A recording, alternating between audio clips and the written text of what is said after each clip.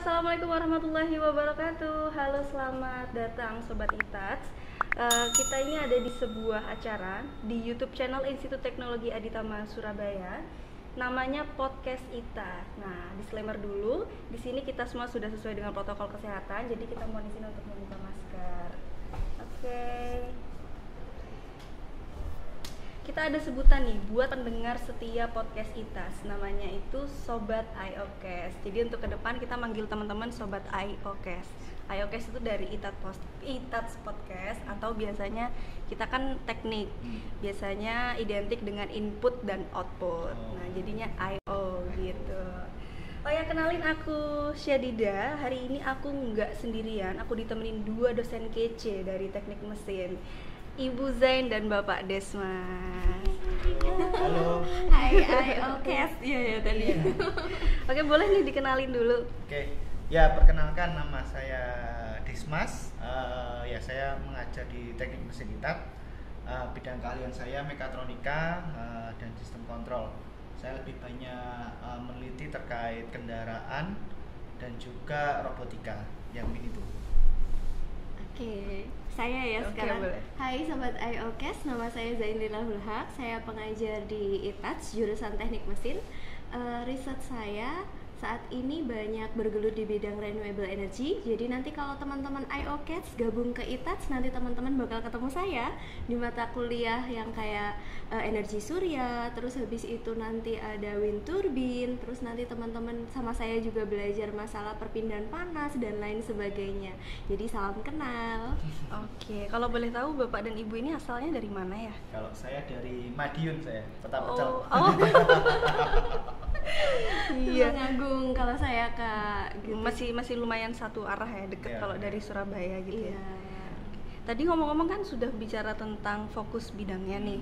Tadi disebutin ada robotika, ada renewable energy, yang mana saya tuh kebetulan jurusan elektro. Kok tidak ada yang berkaitan dengan kayak biasanya mesin itu identik dengan mobil, motor kayak gitu kan? Itu kok beda gitu?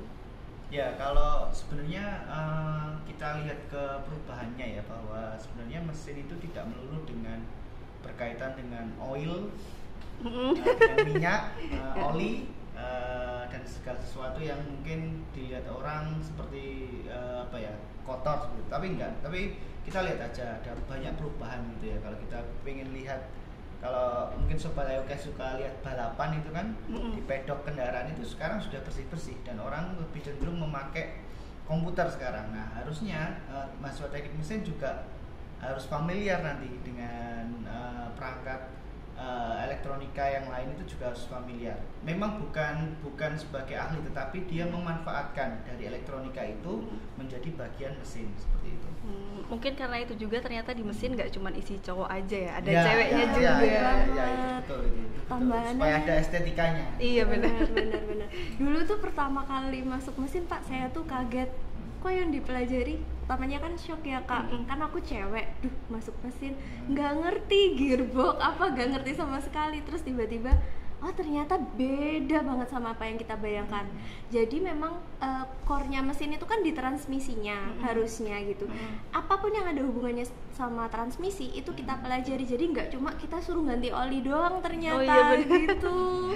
Beda banget pokoknya teman-teman gitu. Oke. Terus kalau boleh tahu kenapa sih dulu kok bisa tiba-tiba milih aku mau kuliah jurusan teknik mesin, atau mungkin dulu SMK atau gimana? Oh enggak, kalau saya dari dulu SMA. Kalau dulu background saya agak menarik ya. Saya dulu dari D4 Mekatronika. Jadi mekatronika memang basis saya itu dari mekatronika yang berkaitan dengan mekanik dengan elektronika. Terus kemudian S2 saya baru mengambil mesin.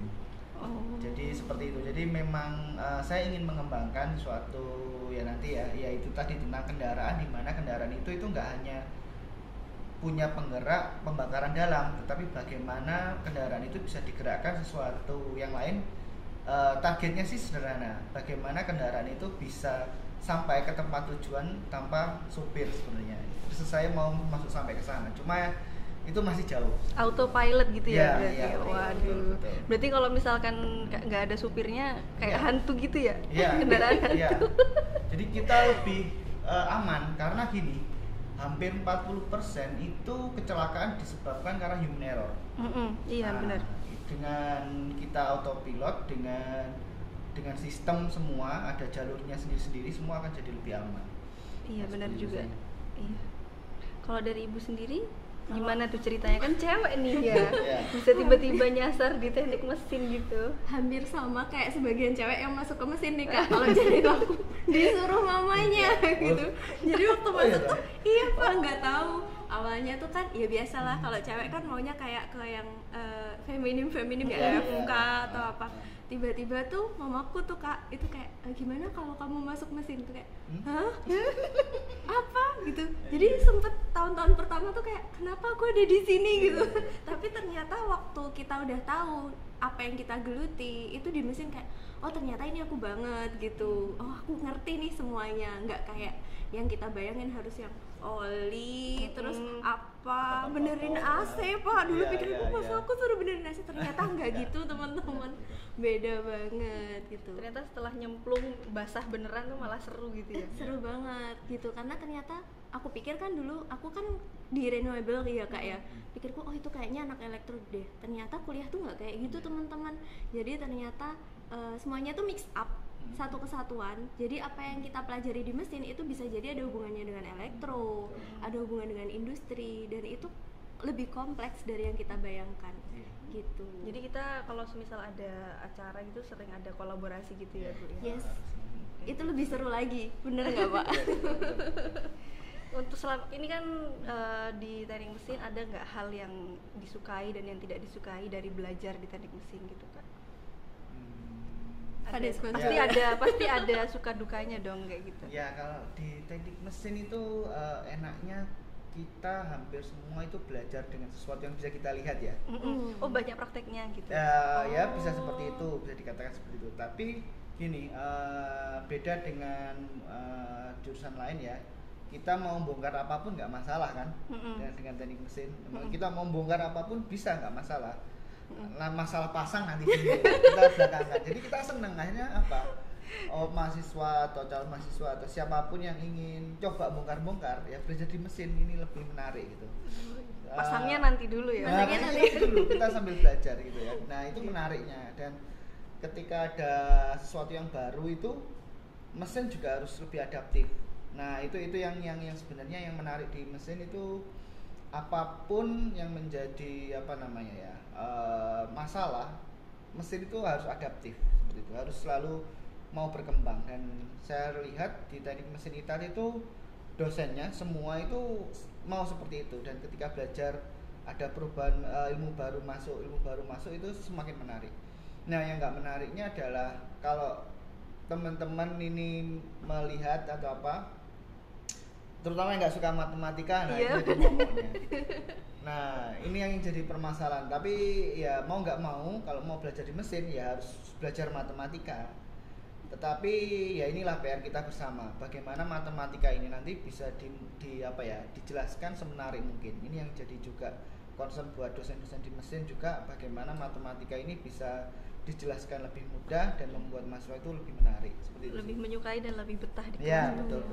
Terutama buat teman-teman yang mau daftar di teknik mesin ITATS dan kebetulan teman-teman berasal dari jurusan IPS waktu SMA itu masih bisa banget, karena nanti kita ada matrikulasi, ditambah lagi tadi dosen teknik mesin juga sangat concern gitu untuk di bidang itu gitu. Kalau dari ibu sendiri gimana? Yang aku nggak suka ya, kalau yang di lapangan ya kak ya, aku paling nggak suka pegang motor. Maksudnya motor? Iya kan, kadang kita di mesin itu kan ada praktikumnya ya. Nah itu tuh pokoknya kalau ada oli atau apa tuh aku kayak gitu. Tapi kan harus ya, mau nggak mau oke.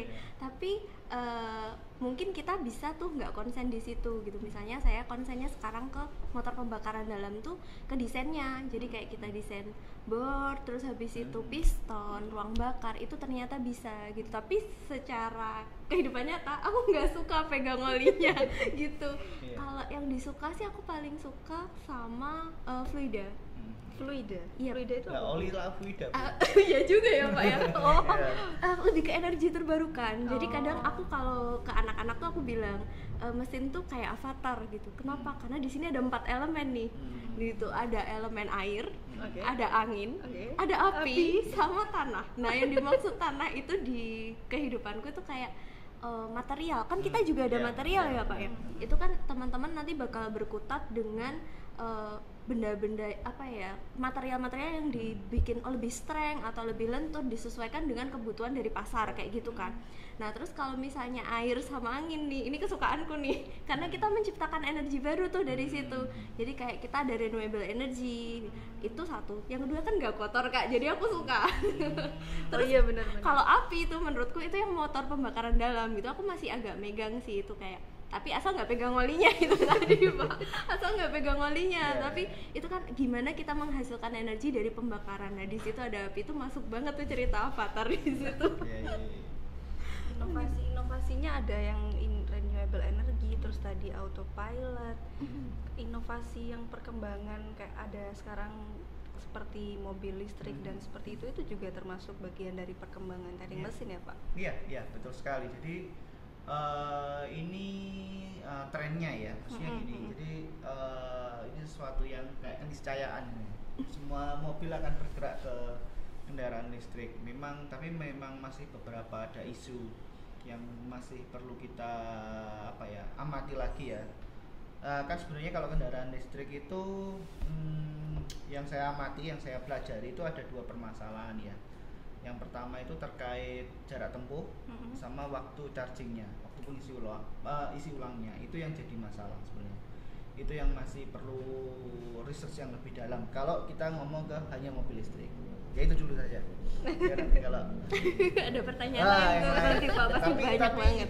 Itu memang jadi lambat laun kita akan menuju ke sana. Tapi apakah Indonesia dalam waktu dekat mengadopsi itu, saya kira memang kalau saya agak pesimis. Kenapa? Karena ada beberapa hal yang masih saya amati itu masih ada yang kurang. Iya, padahal yang program Molina yang dari Bapak Dahlan Iskan itu udah dari tahun kapan ya Pak? Kayaknya dari masih saya SMA. Iya. Sebenarnya yang digagas Pak Dahlan itu bagus. Cuma yang saya amati yang kurang itu adalah seperti sendirian. Nah, ketika dia sendirian agak susah. Harusnya memang kolaborasinya banyak. Karena gini, kalau kita ngomong kendaraan listrik, berarti kita harus cari tahu tentang supply energinya dari mana. Ya, kita nggak akan jauh-jauh dengan namanya hukum kekekalan energi ya. Kalau mau ngecas lebih cepat, contohnya kita ambil produk mobilnya Hyundai ya, karena dia paling murah, harganya 600 juta. Itu pun paling murah sebenarnya. Itu mobil listriknya Pak? Mobil listrik, itu paling murah. Dia sekitar 48 kWh daya kapasitas baterai maksimal. 48 kWh. Nah, kalau kita mau ngecas dia 1 jam, berarti kita perlu berapa? 48 kilowatt listrik. Nah, itu listrik rumahnya siapa yang itu 1 jam loh Mas Yan. Ya kan? Itu listrik rumahnya siapa yang mau dipakai. Nah, itu kan jadi masalah. Di Indonesia ini masalahnya adalah listrik masih rata-rata hampir 98% itu antara 450 watt sampai 2200 watt. Iya. Jadi masih agak jauh, lama ya. untuk bisa itu dipakai oleh orang-orang sipil seperti kita yang mungkin dalam bilang pulsa listrik aja masih nunggak-nunggak gitu ya. Saya bunyi titit. Sampai titit baru ngisi dulu lah, itu kan agak susah juga itu. Ya itu sih. Mungkin Bu Zen mau menambahkan. Kalau saya sih ada mobil listrik seneng sih Pak. Kenapa? Karena nggak ada olinya. Ya, enak tuh ya, nggak ada betul. olinya. Cuman emang kalau secara sosial tuh kita bakal banyak banget perubahan nanti dari segi kehidupan kita. Bener sih tadi Pak Desmos kan bilang masalah ada komponen yang harus di-charge. Sedangkan selama ini kita kalau ngisi bahan bakar kan berapa menit sih, paling sama antrinya 10 menit ya. Itu udah paling lama sih. Udah paling lama banget, dan itu udah kayak Mbak cepet gitu kan, udah kayak gitu di pom. Nah sedangkan nanti kita harus bisa manajemen waktu tuh terkait dengan charge-nya. Kita nggak mungkin dong, wah ini tinggal 20% nih, kita mau pergi, kita harus sedia waktu 1 jam dulu buat charge. Itu bakal menghabiskan waktu kita nggak efisien gitu. Nanti habit kita berubah dari situ. Termasuk mungkin nanti mesin juga bakal berubah jauh ya Pak dari situ pasti, gitu. Pasti pendidikan ya, maksudnya jurusan teknik mesin pasti juga akan harus berubah. Kalau enggak agak susah juga. Masa semua kendaraan sudah listrik masih belajar pembakaran dalam. Nah, Iya. betul. Tapi oke, mau belajar boleh, tapi jangan lupa bahwa semua kendaraan berubah ke listrik gitu. Iya. Tapi kalau saya sih concernnya nggak ke situ sebenarnya teman-teman tuh. Isu yang saya angkat di sini tuh kan renewable energy. Ya, Sesuai ya. itu sama saya. Renewable energy berarti Energi terbarukan ya Kak. Soalnya kan kita di sini butuh cas baterai ya. Kapan hari itu saya sempat dengar berita tuh kalau misalnya dari pihak Honda itu kan ngomong kalau sebenarnya untuk mobil listrik itu dia nggak 100% hemat emisi, bebas emisi Betul, kan, betul. karena Macam. dia casnya juga pakai batu bara gitu kan. Nah, tapi kan bagusnya adalah kita bisa ngurus emisi itu terpoint di satu tempat tuh. Jadi kita sebagai mechanical engineer, kita itu bisa kayak oh gimana supaya emisi kita turun, terus habis itu pembakaran kita yang ada di pembangkit tenaga uap tadi itu bisa maksimum. Kita bisa concern ke situ sebenarnya gitu. Jadi jangan teman-teman mikir kalau kenapa masuk mesin, orang habis ini mobilnya mobil listrik, gearnya juga tinggal dikit. Enggak teman-teman, karena kita nggak fokus ke mobil kan tadi seperti yang saya bilang gitu, ada renewable energy yang semua itu butuh transmisi, mulai dari PLTU, terus habis itu nanti teman-teman bikin pembangkit listrik tenaga uap, terus tenaga surya, itu benar-benar butuh kinerja manusia banget gitu. Dan tapi bukan yang kita ngerti cara servis doang di situ, nanti kita harus ada critical thinking gitu teman-teman, untuk meningkatkan efisiensi, terus gimana nih supaya alat kita tuh nggak cepet rusak. Nah itu benar-benar dibutuhin sama orang mesin nantinya gitu. Jadi jangan khawatir, ada mobil listrik kita masih banyak gitu. Iya, masih banyak bidangnya, masih banyak, iya, masih luas. berkembang banget, hanya bergeser mungkin nanti itu hanya bergeser gitu aja sih. Atau mungkin hanya bertambah gitu kali ya, ada Yes. bidang lain. Benar. Terus ini kemarin saya lihat ada kayak berita gitu, salah satu pemilik, kalau nggak salah pemilik Toyota di Jepang itu mengatakan kalau mobil listrik itu suatu saat akan menghabiskan energi listrik yang ada di negara itu. Tuh benar nggak sih Pak? Iya, bisa Gitu. Bisa jadi kalau nggak siap pembangkit listriknya ya itu bisa terjadi. Jadi ya sama seperti dikatakan Bu Zen, bahwa sebenarnya kendaraan listrik itu bukan terus otomatis jadi lebih ramah lingkungan, bukan.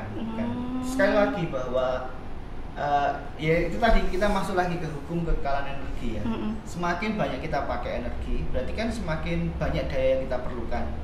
Nah kalau pembangkit energi kita masih tetap pakai batu bara, ya berarti tetap banyak batu bara yang akan dibakar seperti itu.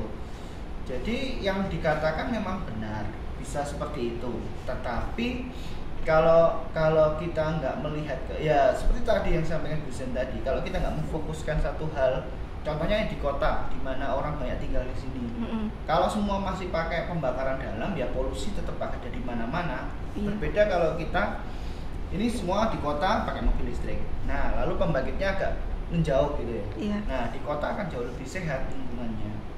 Nah jadi seperti itu. Memang itu sudah cukup lama, makanya Toyota kalau dilihat ya, Toyota itu perkembangan mobil listriknya dia agak hati-hati. Berbeda dengan Honda itu justru mau, makanya Honda di tahun 2022 itu dia akan keluar dari F1. Dia mau keluar dari F1 karena ingin mengembangkan kendaraan listrik, tetapi karena Red Bull-nya juara, nah ini agak mundur karena eman-eman saya masih punya tempat untuk iklan gitu, iklan produknya dia, bahwa mesin dia itu cukup tangguh seperti itu.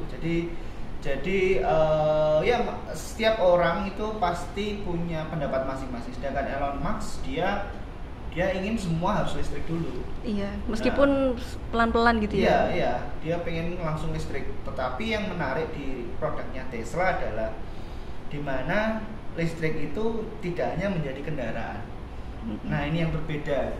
Yang menarik, yang bikin orang-orang tuh pengen beli itu di sini. Itu kendaraan listrik itu bukan hanya kendaraan gitu loh. Bukan hanya sesuatu yang berfungsi untuk memindahkan kita dari tempat satu ke titik lain, itu enggak. Entertainmentnya bagus, fiturnya lengkap, keamanannya bagus. Nah, itu yang membuat daya tarik lagi bahwa mobil listrik karena keefisienan dan mudah dikendalikan karena pakai perangkat hampir sebagian besar pakai perangkat elektrik, itu kan mudah sehingga pengendaliannya. Jadi dia bisa menaikkan levelnya, berbeda dengan pembakaran dalam karena sudah habis di mesin, di gardan dan lain-lain. Nah, itu agak susah untuk menaikkan levelnya. Seperti itu. Ditambah lagi mobil listrik kan appearance-nya keren gitu ya, kayak beda dari yang lain. Iya, benar-benar. Eye catching. Eye Iya. catching. Tapi sebenarnya tuh nggak eye catching doang loh Pak, itu tuh ada kayak hitungannya gitu Kak kalau di mesin tuh. Nanti teman-teman tuh bakal diajarin, oh ini tuh lebih efisien, kenapa ada gaya apa. Terus penambahan kayak spoiler, sayap-sayap itu tuh nggak cuma dipasang doang gitu. Kalau pasang beda ya Pak nanti tujuannya. Nah, saya tuh suka ini kadang-kadang, maaf ya. Iya nggak apa-apa Pak. Lihat, saya tuh risih lihat mahasiswa kalau motornya kayak CBR atau apa atau Ninja itu yang spionnya diginikan. Yang tidak tahu, harusnya spion untuk lihat belakang kami dinaikkan. Itu buat apa gitu. Emang dengan seperti itu aerodinamikanya lebih bagus. Kan juga enggak. Nah, ini yang saya juga agak risih kadang lihat. Mungkin murnya kendor Pak. Oh iya. Sudutnya Pak, sudutnya. Oke, itu tadi menarik banget ya. Terus ditambah yang untuk mobil listrik perkembangannya tuh katanya ada beberapa negara, sekitar 20 negara kalau nggak salah, itu sudah akan melarang penggunaan mobil bensin dan solar gitu. Sedangkan di Indonesia sendiri sudah datang, sudah ada apa namanya mobil listriknya, tapi kan kita masih belum tentu siap atau enggaknya gitu. Iya. Itu Nah, gimana? saya agak lupa ya. Indonesia itu rencananya antara 2030 atau 2050 saya lupa. Itu akan stop semua kendaraan pembakaran dalam. Jadi yang dijual baru itu harus listrik semua. Tapi saya masih belum lihat lagi karena itu masih sebagai wacana sih. Ya itu.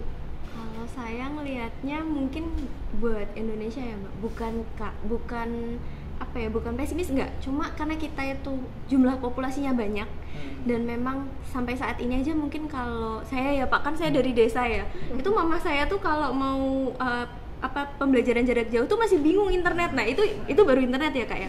Cuman kalau listrik apalagi tadi KWH-nya tinggi tuh, kita butuh charging station yang mumpuni buat di desa kan rumahnya deket-deket ya Kak ya. Iya. Nah itu gimana nanti ngecasnya yang di luar itu, aku mikirnya ke situ sih. Wah, kita bakal ada pergeseran budaya yang bener-bener jauh banget gitu. Nanti yang awalnya mungkin kota sentralisasi banget ya Pak, terus nanti desa harus juga ikut. Kenapa? Karena otomatis yang di desa juga butuh mobilitas dong. Iya. Dan itu butuh macam-macam perangkat, mulai charging station, pembangkitnya, terus habis itu nanti gimana keamanannya gitu kan. Itu nanti oke, kita bakal menerapkan mobil listrik, tapi mungkin tidak masif langsung 100%. 2030 nggak, mungkin kita bertahap. Kita ambilnya mungkin nanti bertahap. Karena nanti ada pergeseran itu tadi, ada budaya, terus sistem culture-nya masyarakat juga. Apalagi nih Kak, kan ada berita ya juga. Loh kan kita bisa tuh membangkitkan energi dari pakai aja panel surya kan gitu ya. Buat cas atau charging stationnya. Cuman untuk renewable energy, kasus yang saat ini dihadapi itu nilai energi yang dihasilkan tuh masih agak rendah dan gak stabil kalau di Indonesia. Bukan berarti di Indonesia jelek, nggak. Maksudnya kalau kita pakai panel surya nanti pas hujan kita nggak dapet peaksannya, nggak dapet energi tertingginya. Nah itu yang nanti mungkin harus kita pikirkan. Kita pakai combine beberapa energi. Nah itu yang bakal menjadi tantangan nih ke depannya nanti buat kita semua. Combine beberapa energi nanti malah ikut mesin generator kayak gitu itu. Bukan malah ke listriknya. Itu kemarin tuh sempat saya pikirin Pak. Ini Bapak yang bahas Shell itu, mungkin kan Shell ada charging station tuh Pak. Ya. Gini, jadi maksud nambahin dulu dari Bu Zen tadi ya. Jadi gini, memang di luar itu lebih siap karena apa? Karena sistem kelistrikannya juga maju, gitu ya. Beda di Indonesia. Di Indonesia kalau menurut saya sistem kelistrikannya itu kurang bagus menurut saya. Kenapa? Karena gini, kita itu ada kelasnya. Di luar itu enggak. Anda mau ngecas berapapun bisa, gitu loh. Jadi tidak ada patokan batas daya kayak di sini. Oh, kamu hanya 900 watt. Kalau lebih dari itu listrikmu mati. Enggak ada di sana. Di sana cuma pembatasannya untuk perumahan sama untuk industri. Udah itu aja. Makanya kalau di luar ya kompor pakai kompor listrik. Di Indonesia pakai kompor listrik mati juga. Nah, di sana enggak, makanya mereka bisa lebih siap dari sisi itu. Nah, kemudian kalau di combine ya sekali lagi ada macam-macam cara memang. Strategisnya gini, bisa juga gini. Karena daya jangkaunya terbatas ya mobil listrik ya. Jadi mobil listrik itu mungkin wajib untuk di kota. Jadi ketika orang mau berpergian antar kota, kalau ingin lebih ramah lingkungan, pakai kendaraan umum. Nah, kendaraan umumnya di setting yang bagus. Jadi mau kendaraan listrik tadi, keluarga tadi mau pergi kemana, ke kota A, dia naik mobil listrik sampai ke stasiun. Dari stasiun dia bisa naik kendaraan umum. Nah, itu akan lebih ramah lingkungan dibandingkan kalau setiap orang pakai kendaraannya sendiri-sendiri. Itu akan jadi lebih lebih ramah lingkungan seperti itu. Cuma kan sekali lagi kita kan sebagai orang ya kan harusnya bisa memilih ya. Iya. Nah, itu nanti pilihan-pilihan itu harus harus diakomodir oleh pemerintah seperti itu. Akhirnya mau nggak mau kita harus pakai kendaraan umum ya. Yes. Ya, itu sebenarnya salah satu cara supaya kalau kita mau ramah lingkungan, kita mau memanfaatkan yaitu tadi kendaraan listrik. Karena gini, enaknya kendaraan listrik kan gini. Ketika Anda berhenti, itu nggak ada energi yang terbuang, ya kan? Beda kalau mobil pembakaran dalam atau motor lah. Kita berhenti, proses pembakaran masih berlangsung. Kalau mobil masih listrik panas kan enggak. ya. Kalau mbaknya kan dari elektro ya. Iya. Nah, kalau motornya berhenti kan listrik nggak dipakai kan? Enggak. Hampir nol kan? Iya. Baru ketika kita tekan gasnya, motor berputar, baru energinya jalan. Iya. Nah, kalau pembakaran dalam nggak bisa. Nggak bisa. Jadi ketika berhenti, proses pembakaran masih jalan. Iya, pistonnya masih jalan. Jadi ketika berhenti pelan gitu. Berhentinya pelan-pelan. Iya, itu masih tetap perlu energi, apalagi kalau macet. Nah, mobil listrik ketika macet ini jauh lebih hemat. Gitu. Jadi makanya mobil listrik itu cocok untuk di kota-kota besar sebenarnya. Kalau kota ya daerah kita ya, Madiun, Tulungagung ya maaf agak susah mungkin juga. nanti ya Pak, setelah susah. perkotaan udah baru. Ya seperti itu. Kalau aku sih masalahnya mungkin tadi itu yang ini ya, gimana kalau kita ngecasnya pakai energi lain ya, terutama genset ya Iya, tadi. genset, Nah dimana generator kita tuh pakainya fuel gitu, pakai generator dari fuel kan intinya sama aja gitu kan pasti. Apalagi nanti ada kerugian daya kan di situ, ada yang hilang waktu kita ngekonversi dia jadi listrik gitu. Kalau menurut saya gini, balik ke tujuan awal tadi, hampir mirip saya sama yang saya bilang waktu kita pakai listrik dari PLN ya. Emang batu bara yang dibakar itu kan lebih banyak gitu kan ya. Cuman kita bisa nih memaintain gimana supaya polusi yang kita keluarkan itu bisa benar-benar tereduksi gitu. Jadi mungkin dari filternya juga harus kita perbaiki, efisiensinya harus kita tingkatkan. Seperti itu. Terus sama kayak kalau misalnya kita energi panasnya hilang, itu gimana supaya kita isolasinya tuh bagus gitu. Jadi kita bisa fokus ke situ Kak. Cuman kalau di luar negeri kan emang mereka pakai listrik yang dari sumber ya. Iya. Gitu. Nah, kalau kita mungkin nih ada kemungkinan pakai genset gimana? Saya rasa mungkin kalau yang charging station mereka nanti pasti punya SOP untuk memaintain polusi yang mereka hasilkan gitu. Walaupun ya emang nanti hasilnya seakan-akan sama aja, paling nggak nanti ada reduksi lah sedikit. Benar juga tadi yang dibilang Pak Desmas, waktu macet kita nggak ngeluarin polusi lebih banyak gitu. Itu keuntungannya sih gitu. Polusi udaranya jadi berkurang gitu. Yes, walaupun nggak drastis ya Kak. Iya, Di sini iya. kita bilangnya not zero emission, masih belum kita kalau zero emission, tapi kita reduksi aja. Gitu. Tambah lagi juga ini sih, kalau mungkin yang malam-malam terganggu oleh knalpot brong, mobil listrik nggak ada. Iya, Nggak mobil listrik nggak ada bunyinya ya Pak sangat ya. senyap sekali. Jadi kalau mungkin orang ingin suka menikmati lagu tanpa terganggu bunyi bunyi mesin, nah itu bisa sangat diakomodir. Dan ya tapi juga jadi permasalahan juga di keamanan sebenarnya, karena saking nyamannya, saking senyapnya mobil listrik itu bisa membuat ya enak, nah bisa ketiduran nanti nyetirnya. Waduh. Makanya itu Tesla itu selalu dia mengembangkan bahwa ada sistem namanya autonomous.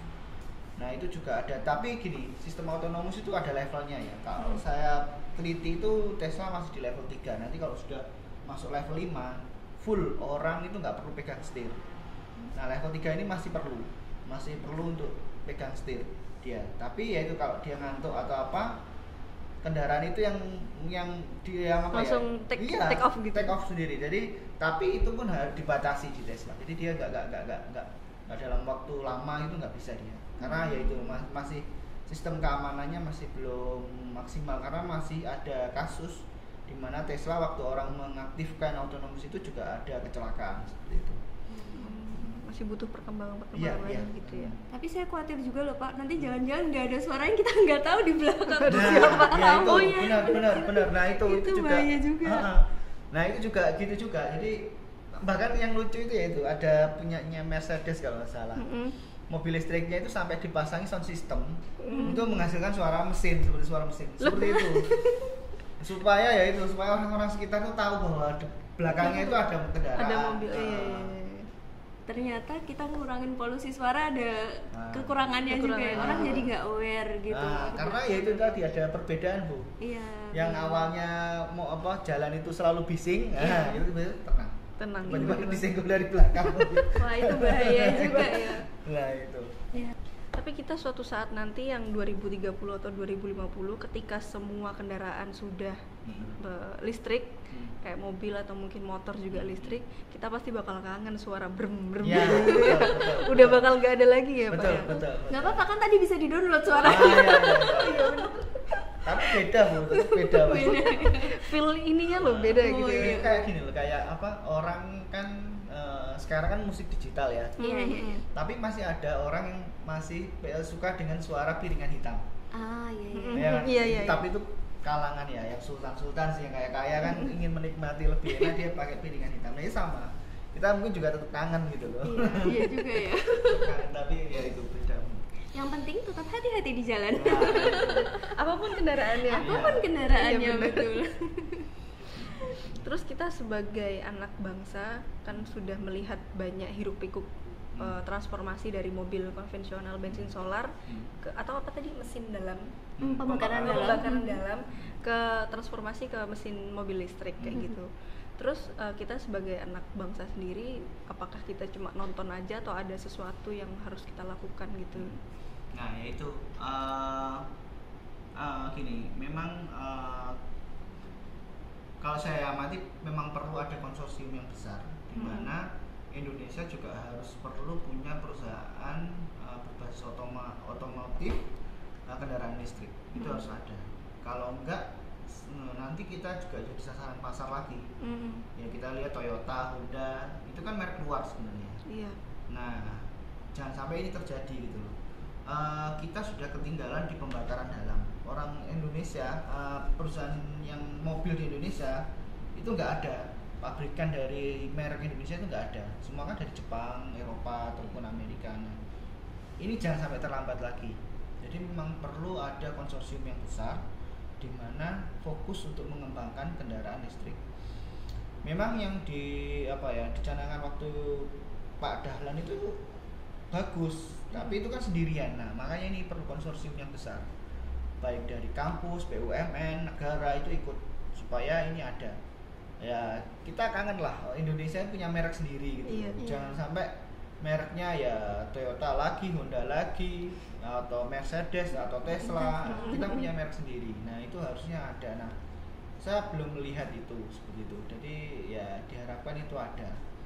Ya itu sih. Motor kita sudah ada, Gesit itu merek Indonesia. Nah, saya harap jangan hanya itu gitu loh. Harusnya ada yang lain gitu. Kalau aku sih Kak mungkin ambilnya dari sisi kemasyarakatan aja ya, lebih merakyat nih. Enggak, hype-nya itu menurutku belum ada tuh untuk dari kita masing-masing ya pribadi, terutama generasi muda saat ini tuh untuk oke, Indonesia ini harus bikin nih mobil listrik sendiri, kita harus mendukung gitu. Kenapa?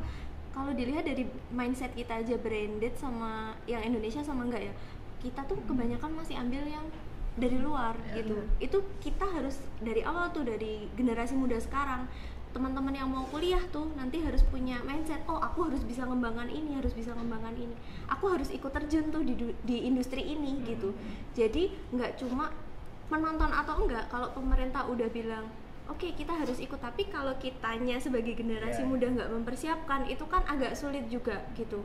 Makanya nih sekarang pemerintah ada program juga MBKM. Nah itu tuh mau membangkitkan apa ya, jiwa-jiwa muda dengan ide-ide baru itu supaya bisa mengaplikasikan ilmunya biar bisa sinkron gitu. Iya. Kalau kita nih dari mesin misalnya, kita ada banyak kerjasama ya Pak dari berbagai perusahaan. Iya. Jadi nanti mahasiswa bisa nggak cuma magang doang, nggak cuma praktek doang, tapi mereka bisa tuh di sana riset bareng. Mungkin nanti kalau pemerintah ngadain, oke, dibuka riset untuk mahasiswa mengembangkan mobil listrik, kita bisa ikut dari situ. Bisa terjun langsung gitu. Bisa terjun langsung.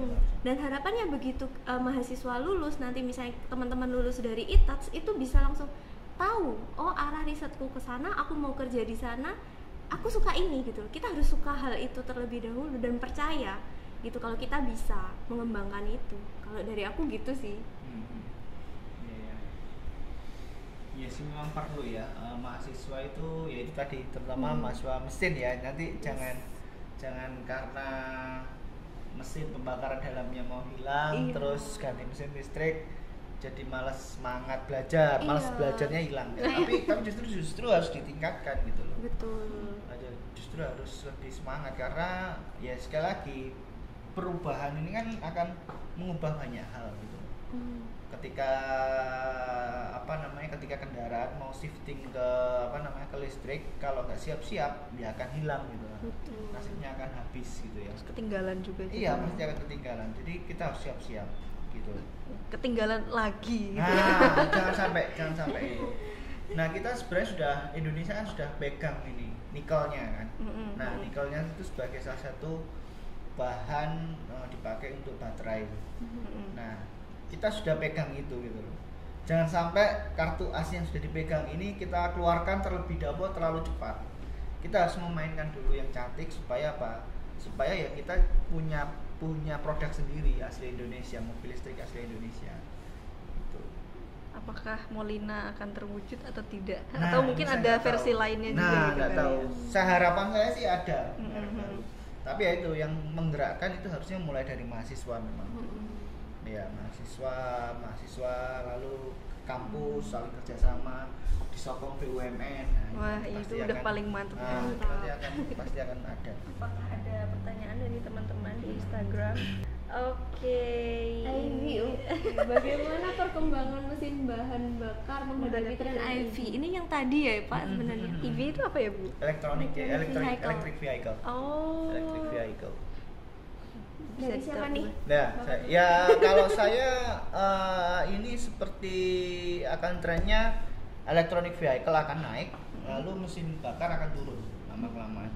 Ini sudah ada di negara-negara maju. Tinggal tinggal Indonesia tinggal menunggu aja. Menunggu gimana tuh maksudnya? Menunggu Switchingnya. switchingnya. Oh. Kalau di negara maju sudah hampir semua. Karena ya kalau di Indonesia mungkin agak lama ya, karena itu tadi mulai dari infrastruktur sampai ke kelistrikan di dalam rumah aja masih ribet. iya. Nah, itu masih lama gitu. Karena kalau di luar negeri orang ngecas mobil listriknya pakai tenaga rumah bisa. Karena ada beberapa mobil memang perlu waktu agak lama. Jadi gini, mobil listrik di luar itu mereka jarang ke stasiunnya. Kenapa? Karena dia di rumah sambil dia tidur dia ngecas. Jadi ketika dia bangun mobil listriknya sudah full. Cukup gitu listriknya. Cukup. Cuma ada syaratnya juga. Kalau kita lihat mobil Kona atau Iconic yang Hyundai yang murah di Indonesia, harganya 600 juta, itu paling murah ya. Tesla itu miliaran masih nggak di Indonesia. Nah, itu dia minimum penggunaannya 3.500 watt. Minimumnya, Masian. Nah, kalau mau optimal itu 6.000. Di atas 6.000. Nah, masalahnya listrik siapa yang di atas 6.000? Request sendiri ke pembangkit atau PLN itu nggak bisa? Bisa, ya? Oh, bisa. tapi biaya pasangnya kalau nggak salah nambah 7 juta. Jadi memang agak mahal akhirnya jatuhnya. Nah, di luar kan nggak seperti itu. Iya. Anda punya, karena listriknya nggak dibatasi, dia pulang masuk rumah ngecas aja bisa. Hanya dinilai nanti per kWh-nya. Tapi kalau kita lihat hitungannya ya, kalau kita bandingin kan ya per kWh sama per liternya ya. Mobil biasa itu per liter itu kan sekitar 10 sampai 20 ya. Iya. Kilometer per liter ya. Iya. Nah, itu kalau kita pakai Pertamax berarti 9.000 ya. 9.000 rupiah lah ya. 9.000 10.000. Nah, kalau mobil listrik 1 kWh itu bisa sekitar 49 itu bisa 400. Ya bisa sama lah ya, hampir 10 kilo ya, hampir 10 kilo per kWh. Tapi per kWh itu lebih murah. Per kWh di Indonesia itu 1.600. Jadi yang satu 9.000, yang satu hanya 1.600. Jadi sebenarnya lebih murah. Cuma ya itu tadi, nyolokannya itu yang susah. Drastis memang perubahannya Kak, kalau menurutku nanti dari internal combustion terus ke IV itu memang agak banyak perubahan. Cuma ya itu tadi yang perlu aku tekankan, di sini kita nggak cuma fokus masalah mobil doang ya. Iya. Karena kalau misalnya dilihat kita butuh manufacturing juga, dan itu butuh banyak tenaga dan proses juga. Yang nanti pasti dipelajari di mesin juga ya Pak, ada bumbu, terus freeze, macam-macam, nanti molding juga. Jadi menurutku mungkin yang hilang hanya motor pembakarannya dalamnya, internal engine-nya aja. Tapi untuk bagian lainnya itu kita kan masih sama, risetnya hampir sama gitu. Untuk gearnya memang kayak terkurangi, terus lubrikasi atau pelumasnya itu juga kurang kan ya. Oli, kebutuhan oli, terus habis itu ganti-ganti komponen itu semua memang bergeser kita akhirnya gitu. Tapi nggak hilang, akan ada banyak tempat untuk kita mengeksplorasi diri kita, untuk mengeksplor pengetahuan kita nanti ke depannya gitu. Yaitu tadi salah satunya ada di renewable energy, material maju, terus tadi juga ada dari otomatisasi ya Pak Desmas ya. Itu bakal banyak banget tantangan kita. Jadi bukan nambah abis, tapi tambah banyak PR kita Kak gitu. Yaitu yang nanti teman-teman di ITAT sini nantilah yang nanti bakal memecahkan semua masalahnya gitu. Oke, Terus berarti ini kan kalau misalkan transform, kita kan ngomongin lapangan pekerjaan yang kalau misalkan konvensionalnya habis, otomatis kayak bengkel-bengkel yang ada sekarang itu bakalan tergantikan dengan bengkel-bengkel listrik gitu dong nanti. Ya, perlu ada training tambahan sih. Cuma ya yang menariknya kendaraan listrik, mobil listrik itu hampir kebanyakan free maintenance. Iya, hanya part-part tertentu. Bayangkanlah semua penggeraknya listrik. Iya. Pakai motor apa perlu diservis? Enggak Pernah kan? Enggak. Yang paling diservis apa? Itu paling ban, roda-roda. Kalau ada gigi juga ada. Hanya pengecekan elektronik. Ngecek aja elektroniknya. Kira-kira sensor mana sih yang bermasalah? Hanya seperti itu. Nah, ada disrupsi ada. Nah, makanya saya selalu ngomong ke mahasiswa teknik mesin ya. Mahasiswa teknik mesin harus familiar dengan komputer. Kalau nggak familiar, hati-hati. Saya selalu mengingatkan seperti itu. Karena apa ya, itu tadi ada perubahan. Apakah mahasiswa teknik mesin boleh lebih banyak pegang komputer daripada mesin? Nggak masalah, bisa. Asal ya, tapi kan programnya yang dipelajari kan tentang mesin semua. Nah, nggak masalah sebenarnya. Hanya mengubah bentuk belajarnya saja gitu loh. Jadi ya itu pasti akan ada perubahan ya. Bisa bengkelnya tutup, bisa. Karena memang upgrading ya Pak jadinya kita tuh gitu. Jadi paling yang mungkin kalau mau ke bengkel paling cuma apa? Pak mau ganti bannya waktunya ganti. Pak ini remnya sudah habis, ganti kampas rem sama ininya, sama piringan cakramnya mungkin. Nah itu aja. Jadi masalah penggerak itu jarang ada servis. Jadi mereka hanya lihat sensornya aja. Mungkin ke depan ya, nggak perlu servis. Orang lihat mobilnya terhubung dengan HP, lihat, oh semua oke, nggak masalah, sudah berkat gitu. Kecuali bannya, kok bannya kempes itu baru. Jadi tambal ban itu masih panjang. Karirnya masih jauh. Tapi yang mekanik yang itu yang perlu hati-hati, perlu berpikir. Nah itu tapi bukan berarti kita harus jadi tambal ban ya. Enggak, itu hanya bercandanya gitu. Enggak, itu tadi yang saya maksud sama upgrading skillnya tadi kan, bahwa kita di sini nggak cuma butuh otot doang, kita juga harus punya creative thinking di situ. Kita harus punya ide-ide baru gimana sih mengembangkan model-model ini gitu. Jadi itu menurut saya bukan suatu bukan suatu akhir buat orang-orang yang ada di bengkel. Nggak apa-apa, itu malah menjadi awal. Kita harus mengupgrade diri kita nih. Oke, ternyata sekarang ganti oli nggak butuh. Apa nih yang dibutuhkan oleh masyarakat? Dari kita teknik mesin apa nih yang bisa kita upgrade gitu. Misalnya aja tadi kita masuk ke charging stationnya di situ. Oke lah, mungkin mungkin ini soalnya ada keterbatasan ya kak ya di pikiran teman-teman yang bukan teknik mesin. Kayak aku dulu tuh nggak tahu ternyata kita bisa masuk pembangkit gitu loh. Kenapa? Karena kalau dari elektro kan transmisinya ya kak ya. Ternyata waktu kita menghasilkan listrik itu tadi semuanya mesin dong gitu, dari gerakannya atau motionnya itu tadi waktu mau diubah ke listrik itu masih mesin semua gitu. Kita bisa kembangkan dari situ. Terus banyak juga kan perusahaan-perusahaan manufaktur yang nantinya tuh bakal membutuhkan keahlian dari teman-teman mechanical engineer gitu. Dari teknik mesin tuh apa aja nanti yang dibutuhkan. Itu tantangan buat kita. Dan benar tadi kata Pak Desmas, kita harus upgrade terus. Kita harus ngerti masalah programming, terus habis itu kita juga harus ngerti masalah electrical gitu. Terutama kalau Pak Desmas kan biasanya ada hubungannya sama sensor tuh kak. Itu misalnya pintunya bisa kebuka otomatis mobilnya gitu. Mungkin iya, mobilnya begitu mau nabrak dia berhenti sendiri, itu bisa. Nah itu, dan itu anak mesin bukan berarti lah kan nggak ada gearnya bu, mana bisa kita masuk situ, nggak bisa. Itu semua saling terhubung, kita semua saling terhubung. Itu tadi kita bisa belajar sedikit ke elektro, kita bisa sedikit belajar ke komputasi, tapi nanti kita back to intisari kita masuknya ke mesin gitu. Ya ini yang mau aku kembangkan, caranya mungkin dengan jalan elektro, tapi tujuanku untuk ini gitu. Itu nanti yang bakal kita kejar di situ, termasuk di program MBKM itu tadi. Merdeka Belajar Kampus Merdeka. Pak Menteri. Ya, dinamika sebenarnya gini, saya nambahkan dari Vision tadi ya. Sebenarnya bukan terus kita sebagai bengkel orang teknik mesin atau itu hilang, enggak. Anda bisa belajar juga tentang dinamika kendaraan. Dinamika kendaraan itu tidak terkait dengan gear atau apa, tapi bagaimana merancang kendaraan. Karena gini, kendaraan mesin pembakaran dalam dengan elektrik itu berbeda dinamikanya. Karena apa? Karena gini, dari chassisnya aja sudah berbeda. Pembakaran dalam itu chassisnya rata-rata lebih pendek dibandingkan dengan elektrik. Karena elektrik itu apa? Baterainya itu hampir semua ditaruh di bawah chassis. Sehingga apa? Sehingga nanti center of gravity-nya akan berubah, lalu sudut beloknya juga akan berubah. Nah itu akan berpengaruh ya. Nah kalau nggak belajar dinamika kendaraan ya akan susah gitu loh. Karena ya itu tadi bobotnya juga akan lebih besar. Karena kan yang memang kalau mesin pembakaran dalam mesinnya berat. Iya.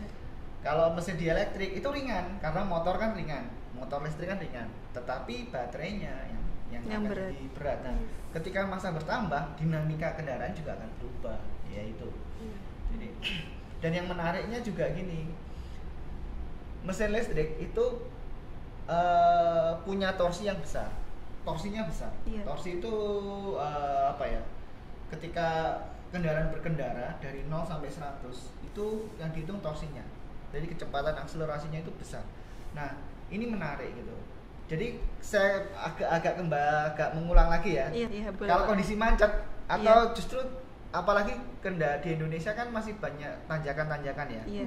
Nah, ketika torsi besar ini sangat bermanfaat untuk seperti itu. Kondisi stop and go, macet tadi, karena dia tidak perlu RPM dulu untuk menaikkan torsi, tapi hanya digas sedikit sudah naik. Jadi penggunaan energinya semakin sedikit ya. Sama kalau ada tanjakan.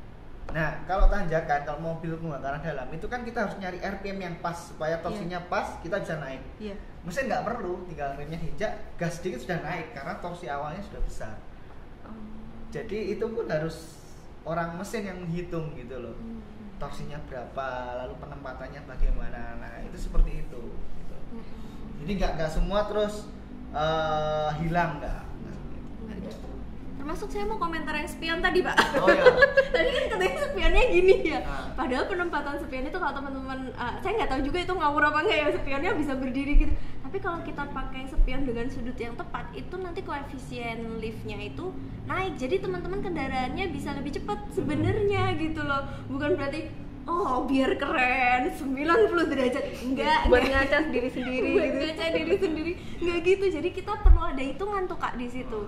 Kan kalau kakak lihat kan penyangga dari spionnya kan juga ada sudutnya kan. Kenapa nggak gini aja gitu, dia ada lekukannya. Nah itu ada hitungannya sebenarnya, nggak yang asal pasang-pasang gitu sebenarnya. Nah kalau kita bisa naikkan koefisien lift nih di sini, nah nanti otomatis dia lebih kencang. Sama kalau kakak pakai helm nih, pakai helm dibuka sama ditutup kan kerasa banget Kak. Waktu helmnya dibuka tuh rasanya kayak ketonjol ke Iya, belakang. kayak mau terbang gitu. Iya, kayak mau terbang ke belakang. Itu kenapa? Karena koefisien dragnya dia tinggi. Nah, makanya kalau pakai helm tutup teman-teman, ingat harus hati-hati di jalan. Nah, itu cuma ya itu Bu, apa namanya, memang kalau kita amati koefisiennya naik, tapi kan yang penting kan safety tetap Pak. Yes, iya Pak, benar banget.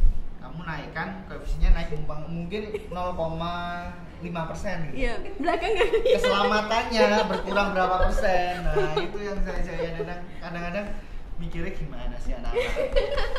Toh dia kalau naik kendaraan juga nggak cepet-cepet banget kan. Iya.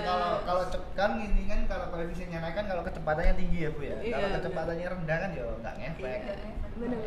Terus gimana dengan anak-anak yang bahkan Nggak pakai spionnya spion, tuh iya. ditaruh di bawah ini, di bawah Nah, setirnya juga. itu loh, juga ada kan anak-anak yang biasanya pakai motor-motor gede. Iya. Aku tahu tuh Kak, mau lihat ceweknya. Kelihatan kayak yang belakang. Iya. Kelihatan tuh yang belakang. Iya, bener. Nah itu ya apa ya itu ya. Modus-modusnya. Modus itu. Jadi gini, kadang-kadang gini apa ya, memang anak muda ya. Iya. Style. Apa ya, kadang-kadang lebih kayak dikuasai hormon hormon ininya apa semangatnya itu loh. Nah, padahal kalau dipikirkan kan sebenarnya yang paling penting tetap kalau kita berkendara ya, ini kan tetap yang utama adalah keselamatan. Sakti benar. Karena sekali lagi bukan di jalan umum itu bukan balapan, arena balap, bukan ini, tapi yang paling penting adalah keselamatan. Baik keselamatan kita sendiri maupun Atau orang yang orang lain. lain, Nah, iya. itu yang perlu, yang tetap kita ingat-ingat. Mungkin itu nanti tantangannya menyatukan hormon sama Nah. safety reading Mbak. Nah, ya mending ikutkan lomba Mekanika. aja. Betul nanti Makanya mungkin ada kemarin lomba. itu yang menarik yang di itu loh Bu, yang akhirnya Kapolda Jakarta itu Iya. akhirnya membuat arena untuk anak-anak biar balapan di situ. Nah itu sebenarnya ya Salah satu bagus. solusi ya, Pak, ya. Kayak diwadahi gitu ya Orang ibaratnya. punya gairah pengen balapan karena nggak ada arenanya. Iya, Ya benar. sudahlah dikasih tempat, Anda boleh balapan sini, harus ada keamanannya, pakai helm dan lain-lain, dan poin standar keamanannya harus ada, dan juga tidak membahayakan pengendara lain. Betul. Salah satu cara menjawab Nah, tantangan. nah, itu. Ada sekolah racing juga ya. Iya, di sekolah sekolah racing racing juga. itu juga Kita mungkin mewadahi. ya perlu ada Iya. di tar nanti mungkin pelatihan Betul, bagaimana biar anak-anak itu apa ya, Bisa. tidak hanya lulus itu ijazah tapi tahu berkendara yang aman gimana, cara mensosialisasikan ke orang lain gimana. Bisa modif tapi yang terarah gitu ya Pak ya. Itu nanti kita benar-benar. bisa juga dari situ. Kalau mungkin ada anak-anak yang suka modif nih ya. Nah modifnya mau diapakan, nah kita harus punya tempatnya gitu. Iya, Kita harus ada benar. wadahnya. Harus diwadahi. Kalau nggak diwadahi nanti anak-anak malah kemana-mana. Betul. Takutnya trial and go Kak, nanti begitu di jalan kan jatuh kasihan. Nah Iya, itu iya. kalau sebelum kita ubah, kita udah ngitung dulu memperkirakan itu kan kemungkinan gagalnya kan lebih rendah Iya, gitu. iya. Itu sih sebenarnya. Apakah mungkin Indonesia setidaknya mendekati negara-negara maju dalam perkembangan elektrik car atau lebih baik fokus ke bidang yang lain aja? Kalau saya amati sih masih bisa, karena sekali lagi Indonesia masih punya kartu asnya. Yang tadi ini Nikel. Kartu asnya adalah nikel sebenarnya. Jadi kalau orang luar mau produksi mesin mau ngambil nikel Indonesia, ya mereka harus transfer teknologi juga ke kita gitu. Jadi kita ada trade-nya. Terus yang kedua juga karena mobil listrik ini hampir semua berbarengan ya. Memang kalau perusahaan-perusahaan besar itu sudah mulai duluan. Nah, tetapi kan start kita nggak terlambat dibandingkan kalau kita sekarang mau start mobil pembakaran dalam. Itu sangat terlambat sudah kalau kita mau ngawal di situ. Bisa gitu. Masih banyak area yang bisa dikembangkan mobil listrik, mulai dari kualitas baterainya, karena kita pegang nikel paling besar nih. Iya. Kita bisa nggak tahu mungkin yang material atau apa nanti bisa buat baterai yang paling bagus gimana. Karena gini, mobil listrik jeleknya adalah 5 tahun performa baterainya turun. Nah, ya sama kayak HP kita lah. Iya. HP kan 5 tahun itu kan Berhenti. sudah baterainya ngedrop, laptop juga sama. Nah, mobil listrik juga sama mengalami hal itu. Nah, kita bisa buat bagaimana baterai itu bisa tahan lama. Terus kemudian ya itu tadi autonomous vehicle. Nah, itu belum banyak digarap. Apalagi kalau jadi susah itu kalau autonomous vehicle itu sistem kalkulasinya. Karena prediksi kan susah, apalagi jalanan di Indonesia kan. rating kiri belok kanan, nah, itu kan susah kan, bingung nanti mobilnya. Ini mau rating kiri tapi kok belok kanan ditabrak nanti, nah, itu kan bingung. Nah itu kalkulasinya berat. Nah tapi berhubung Indonesia juga sudah mulai pakai teknologi 5G, komunikasinya cepat, nah ini juga bisa. Nah itu masih banyak sebenarnya. Jadi apakah bisa? Bisa. Ya kita tinggal itu tadi serius saja. Semakin banyak orang meneliti tentang mobil listrik di Indonesia akan semakin baik. Gitu sih kalau dari saya. Kalau dari saya sih mungkin bukan shifting ke bagian lain ya. Cuma kalau bisa kita tuh harus benar-benar prepare di semua bidang mobil listrik itu tadi Kak. Mulai dari tadi kan ada baterai, terus nanti gimana afternya, perawatan after baterai itu kan nanti juga diperlukan gitu. Kita nggak mau dong kita memanfaatkan mobil listrik tapi ternyata nanti kita sisa baterainya nggak kita olah dengan baik. Nah itu benar-benar perlu PR juga. Nah, jadi jangan cuma kita mengerahkan satu negara buat fokus ke mobil listrik, enggak, kita harus semua komponen, benar-benar harus semua. Kalau kita mau maju-maju bareng tuh. Jadi mulai dari mungkin nanti dari lingkungan gimana, terus habis itu dari elektro gimana, dari mesin gimana, itu nanti kita kayak riset bersama bareng-bareng. Kolaborasi ini yang susah memang. Itu. Kalau nanti kita jalan bareng, bukan cuma nggak mungkin, pasti mungkin, dan kita bisa semua cycle-nya tuh kita bisa nanganin gitu loh. Itu menurut saya lebih baik sih gitu, karena kita rakyatnya juga banyak. Nah itu otomatis bakal jadi peluang yang gede banget buat kita sebenarnya. Ini peluang, bukan yang harus ditakuti gitu. Kita bisa di sini gitu. Itu kalau dari saya sih sebenarnya. Oke, selanjutnya ini dari Faris Nuha. Ini berbeda dari yang topik kita kan tentang mobil listrik. Jadi dia menanyakan prospek kerja dari teknik mesin, apakah bisa kerja di kilang minyak? Ya pasti bisa. Ya pasti bisa ya. Pasti bisa. Pasti di bagian apanya gitu Pak? Gini, contohnya kalau kita mau ngebor gitu ya, ngebor kan pasti pakai alat bor nih. Nah alat bornya ini kan ada manufacturingnya, ada maintenance-nya. Nah ini bisa orang mesin di situ, lalu mengubah umpamanya supaya bisa diolah menjadi bahan bakar minyak. Kan kalau dibor, setelah dibor kan perlu ada proses lagi. Iya. Bisa masuk situ juga. Jadi banyak itu kan masuk rekayasa energi juga.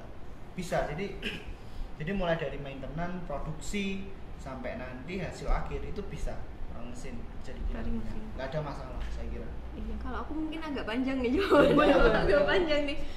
Dulu pertama kali waktu aku masuk ke teknik mesin itu gini Kak, ada seniorku yang bilang itu lo kerja di Freeport.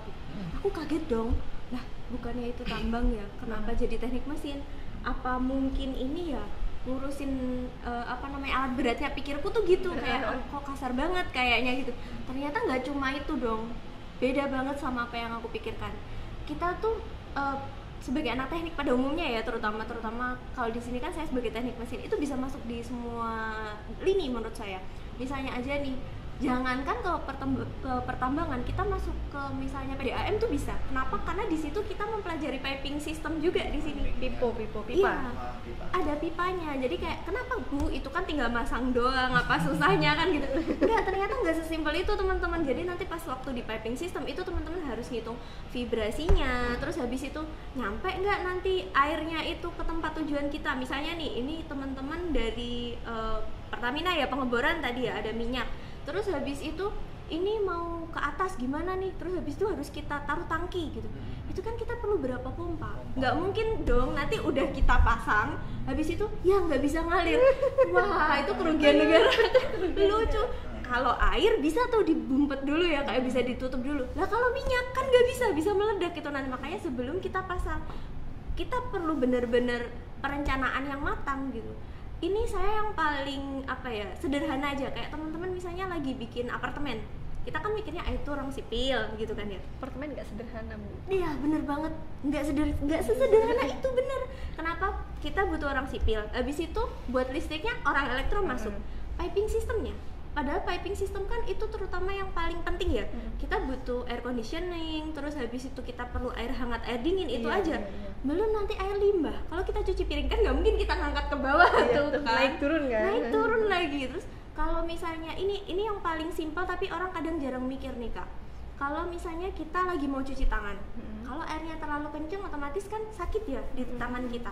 Nah, tapi kita butuh pompa yang gede tuh buat ke misalnya lantai 20 gitu. Tapi orang yang bawa bakal sakit tangannya waktu mandi, terus cuci tangan, terus nanti kalau kita masang piping otomatis rusak kan. Nah, sehingga kita harus sesuaikan yang di atas sama yang di bawah itu harus pakai tekanan yang sama. Itu mesin ternyata. Dan itu saya nggak kepikiran dulu. Belum tadi waktu ini setelah misalnya minyaknya udah ditaruh kilang. Ya mungkin kalau bayangan saya dulu tuh kayak minyak tanah yang ditaruh ke ini ya apa namanya tangki gitu Pak. Bayangan saya ternyata nggak cuman gitu, kita harus sesuaikan tekanannya dulu. Kalau misalnya terutama LNG gas, kenapa? Karena kan tekanan tinggi banget, terus di sini kan panas ya. Nah otomatis kita perlu tuh menjadikan dia liquid dulu, harus jadikan LNG dulu. Nah itu perlu orang mesin juga, itu nggak segampang yang kita kira. Oh ini tambang nggak bisa, nggak gitu teman-teman. Ternyata kompleks banget di dunia pekerjaan tuh. Jadi jangan khawatir, kita nggak cuma belajar motor gitu. Ya, ini juga ada cerita menarik. Ada teman saya itu S3 kan di luar negeri. Yang menarik adalah satu profesornya adalah orang mesin, padahal orang sipil ya. Loh, tak tanya itu belajar apa? Getaran ternyata. Karena dia mempelajari gempa. Iya. Nah, gempa itu ada kaitannya dengan getaran. Nah, di mesin kita juga belajar getaran gitu loh.